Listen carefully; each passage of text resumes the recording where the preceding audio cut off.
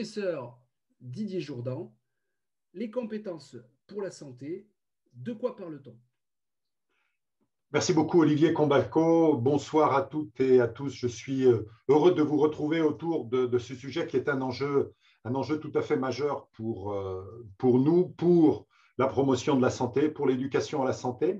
Je voudrais très simplement, en quelques instants, faire le point sur cette question des compétences, simplement dans le but d'introduire les deux présentations qui auront lieu plus tard et qui sont celles de Madame Réric et celle de M. Dugas. Alors, lorsque l'on parle de compétences pour la santé, eh bien, je crois qu'il nous faut avoir en tête qu'il s'agit sans doute d'un terme qui est très large et qu'il est nécessaire de préciser. Pour cela, je vais vous proposer de partager très simplement 5 idées. La première idée, c'est que dès lors que l'on parle de compétences, ça signifie qu'on se concentre sur la personne. On n'est pas en train de parler des environnements favorables à la santé, on n'est pas en train de parler des maladies, de l'impact sur la santé, on se centre sur les personnes. Et donc, cela a une conséquence très importante.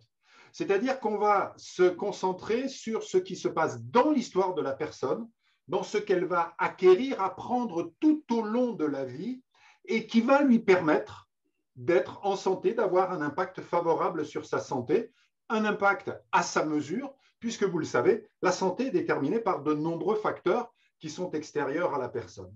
Donc, sans doute, la première idée à avoir en tête, c'est que penser compétences, c'est penser personne et penser l'histoire des personnes. Et ces compétences en santé, elles se construisent de manière spiralaire. C'est le sens de la métaphore de cet escalier. C'est tout au long de notre vie, au fur et à mesure, que ces compétences vont se développer dans l'ancrage familial, au sein des communautés dans lesquelles nous vivons, auprès des personnes que nous rencontrons, dans l'environnement physique dans lequel nous vivons et d'une manière générale dans tout ce qui fait la construction des personnes. C'est la raison pour laquelle la construction de ces compétences, eh bien, elle est constitutive du parcours de santé d'une personne qui, vous le savez, va articuler des dimensions autour du soin dans sa dimension curative et une dimension éducative de construction des personnes parce que les personnes ont une capacité à développer des compétences qui vont leur permettre de faire des choix favorables à leur santé tout en rappelant toujours qu'il y a des limites à cela puisque de nombreux facteurs dépassent les personnes. Première idée. Alors la deuxième idée, une fois qu'on a dit ça, c'est comment est-ce qu'on définit ces compétences? Alors, il y a de nombreuses manières de les définir, mais je vous propose peut-être celle qui est la plus simple, c'est de partir de la santé. Partir de la santé et donc de ce qui la détermine, ce qui, dans l'histoire des personnes, va générer un état de santé, un état de maladie. Et puis, une fois qu'on aura bien compris ce que sont ces déterminants, eh bien, on pourra en déduire les compétences à maîtriser pour que chacun, chacune, à sa mesure, avec les autres, dans les communautés, dans les milieux, puisse agir sur ces différentes compétences. Alors, les déterminants, chacun les connaît. Ces déterminants de la santé sont ceux qui sont liés au mode de vie, aux représentations de la santé, au comportement individuel, aux liens, aux médias, à l'interaction avec la société en général. C'est tout ce qui est lié à notre ancrage social, relationnel, communautaire, au sein des cultures, autour du soutien dont on peut bénéficier dans des situations défavorables. Et enfin, troisième groupe de déterminants de la santé des personnes, c'est ce qui relève des conditions de vie, l'eau, l'habitat, les services de santé, l'accès aux différents services, l'environnement local. Alors, il y a une autre famille de déterminants qui vont concerner des déterminants plutôt macro, plutôt éloignés des personnes, sur lesquels un individu n'a pas de capacité d'action. C'est vraiment tout ce qui relève de l'ordre du politique. Et je vais vous proposer de nous concentrer sur ces 3 déterminants de la santé des personnes.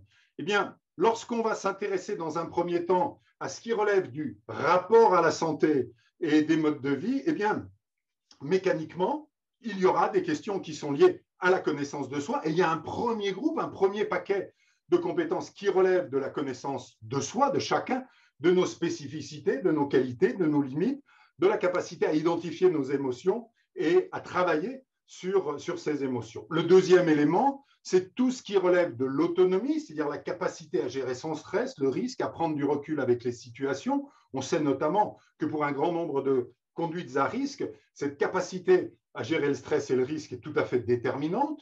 C'est tout ce qui concerne les habitudes de vie, c'est-à-dire d'arriver à percevoir le lien qui existe entre nos choix, nos comportements et l'impact sur la santé.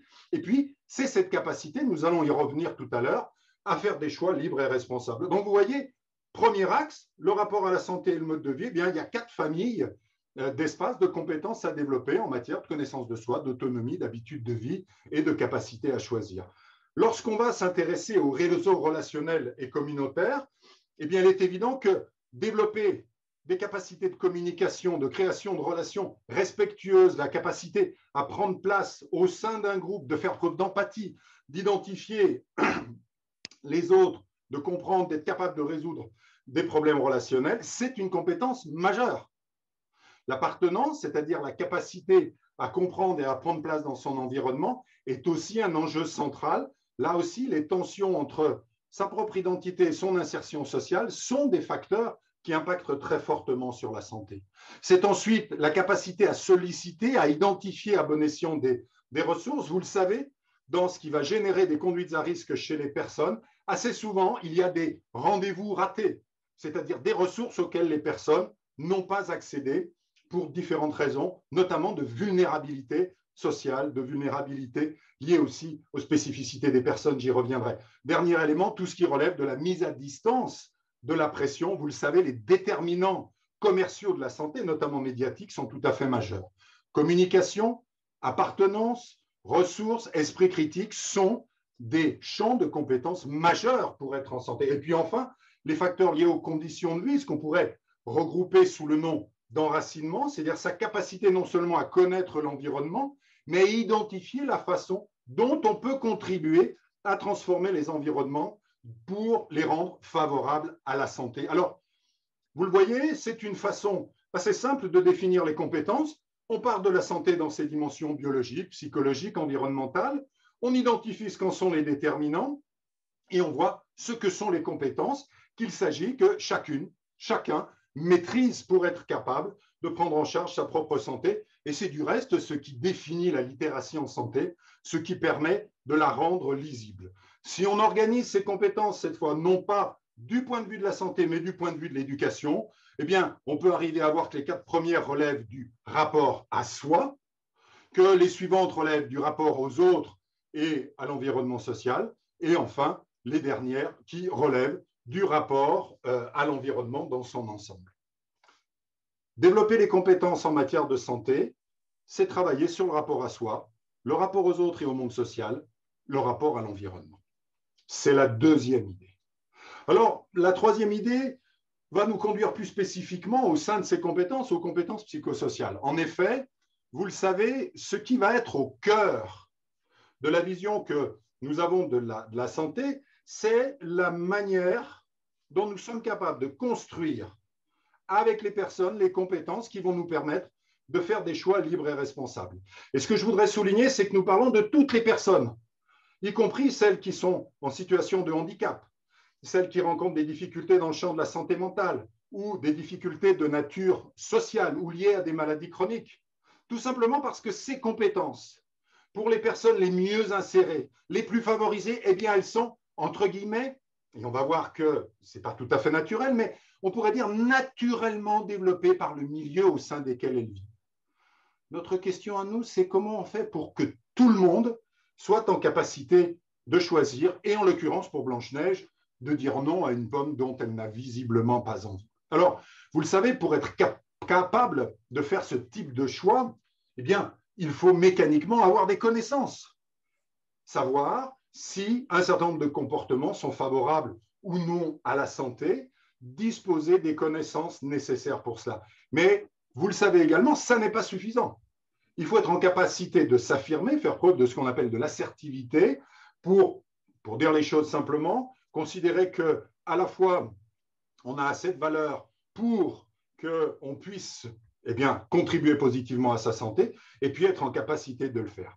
Eh bien, ces éléments-là, c'est ce qui relève du champ des compétences psychosociales, et comme Olivier Combatco l'a indiqué dans l'introduction, c'est-à-dire la capacité que nous avons chacune et chacun à adapter nos comportements face aux réalités de la vie quotidienne. Eh bien, il existe un grand nombre de manières d'exprimer ces compétences. J'ai fait dans la seconde partie un tableau un peu large, et vous l'avez vu, c'est autour du rapport à soi, autour du rapport aux autres. On peut, lorsqu'il s'agit de construire des dispositifs, alors on utilise moins aujourd'hui cette définition un peu ancienne de 93, mais qui est très présente, hein, comme l'a souligné Olivier Combatco.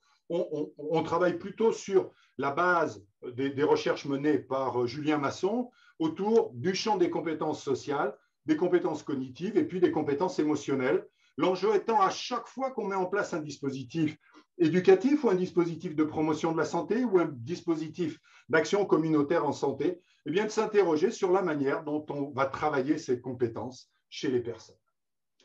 Quatrième idée maintenant, le fait que ces compétences, eh bien, elles ne sont pas suspendues dans l'éther. Elles sont liées à ce qui fait de nous des femmes et des hommes libres et responsables, des femmes et des hommes qui sont des citoyennes et des citoyens. Et il me paraît tout à fait décisif, dès lors qu'on parle de ces compétences psychosociales, ça veut dire des compétences liées à soi et à notre enracinement social, eh bien, de les ancrer dans une vision plus large, d'éviter ces logiques centrifuges pour essayer de construire de la cohérence autour d'une vision de la citoyenneté renouvelée. Oui, pour être un citoyen, nous avons besoin de connaître nos émotions, d'être en capacité de les comprendre. Nous avons besoin aussi de faire preuve d'empathie, de comprendre les émotions des autres. Nous avons besoin de mettre à distance les fake news. Nous avons besoin de construire notre enracinement social, notre enracinement culturel. La citoyenneté est au cœur du développement de ces compétences liées à la santé des individus. Aujourd'hui, vous le savez, on va référer au-delà d'une vision, je dirais, étroite de la citoyenneté, une vision plus large qui est celle des objectifs du développement durable. Dernière idée, très rapidement, eh bien, elle est à mon sens fondamentale et c'est pour ça que je me permets de terminer par celle-ci. Il n'y a pas, quelque part, dans la vie sociale, un bouton sur lequel il suffirait d'appuyer pour développer les compétences psychosociales des individus. Eh bien non, ça n'existe pas. La réalité, c'est qu'il n'y a pas d'institution qui aurait l'apanage du développement de ces compétences. Il nous faut avoir en tête qu'elles sont développées dans les différents espaces d'éducation formelle, bien évidemment à l'école, d'éducation non formelle, par exemple dans le cadre des programmes d'éducation thérapeutique du patient, d'accompagnement social des personnes en situation de vulnérabilité ou de handicap, par exemple un atelier santé-ville, et puis dans toutes ces situations informelles qui sont celles de la vie courante, au sein de la famille, dans le cercle des amis, en lien avec une activité sportive, culturelle, dans une relation individuelle avec des tutoriels, avec des webinaires ou autres. On a bien affaire ici à un enjeu majeur. Développer les compétences psychosociales des personnes, notamment les plus vulnérables, c'est toujours penser au-delà d'une intervention déterminée, la mise en synergie de différents dispositifs autour d'une éducation de type formel, de type non formel et de type informel. C'était ces quelques éléments que je voulais mettre en avant en introduction de ce webinaire. L'idée que penser les compétences psychosociales et les compétences en général, c'est non pas penser la santé au bout du tuyau, mais qu'est-ce qui va conditionner la santé, donc l'histoire des personnes, est-ce qu'elle va le développer. C'est penser les compétences sur la base des différents déterminants, donc au-delà de l'idée, par exemple, de maîtriser les catégories d'aliments ou de savoir que tel ou tel produit est dangereux, c'est bien plus que ça, c'est agir sur tous les leviers accessibles à la personne en matière de santé. C'est enfin la troisième idée, celle qui renvoie à l'idée du développement de la capacité au jugement libre et responsable, et c'est là fondamentalement que se situe la contribution des compétences psychosociales. L'ancrage, quatrième idée, dans une vision de la citoyenneté, et surtout, pour moi, réellement l'élément central, notamment pour les personnes les plus vulnérables, de l'ancrage dans une vision du développement des capacités des gens tout au long de leur vie, dans des contextes formels, informels et non formels. Merci à vous. Merci beaucoup Didier Jourdan pour, pour ce cadrage.